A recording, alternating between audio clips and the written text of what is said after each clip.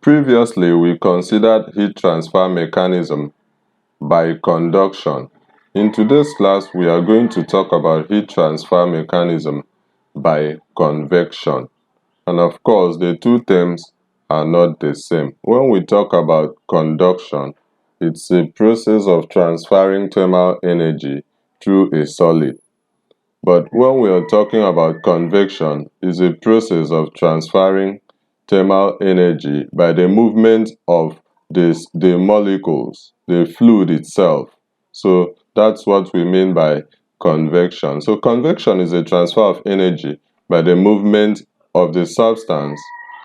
And we can also say that it's the transfer of thermal energy, or we can say it's the transfer of heat energy by the movement of liquid and gases. So the movement is as a result of differences in density, pressure, and temperature. So if you have fluids that have the same density or the same temperature or pressure, then convection cannot occur. Convection occurs in a fluid once their temperature are not the same. You have differences in density and pressure, and you see that the other ones that have a stronger force will now begin to move, to drift in order to replace the buoyant air that has risen up. So in that case, the convection has to do with the movement of the molecules itself, unlike conduction, that energy is being transmitted through the solid, the medium, and the medium is not part of the process. Okay, there are two types of convection. We have the natural convection, and we also have the forced convection.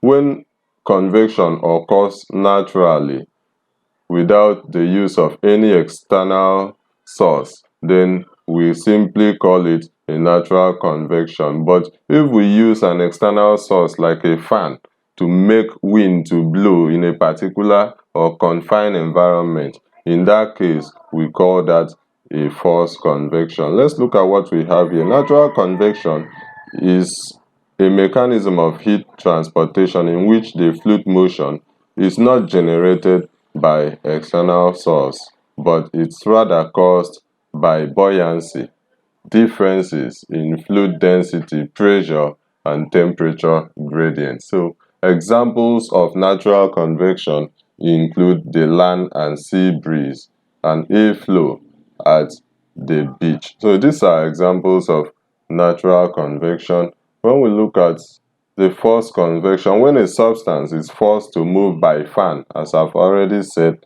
or a pump, as in some hot air and hot water heating system, the process is called forced convection. So if I bring in fan into this room that I'm sitting here, maybe it's too hot, I decide to on the fan such that I will cause air to blow. In that case, I have applied forced convection because that convection did not occur on its own, but I used an external source to make it happen. There are some applications that we have in convection. Of course, we have a few here. Ventilation in houses, that's an application of convection.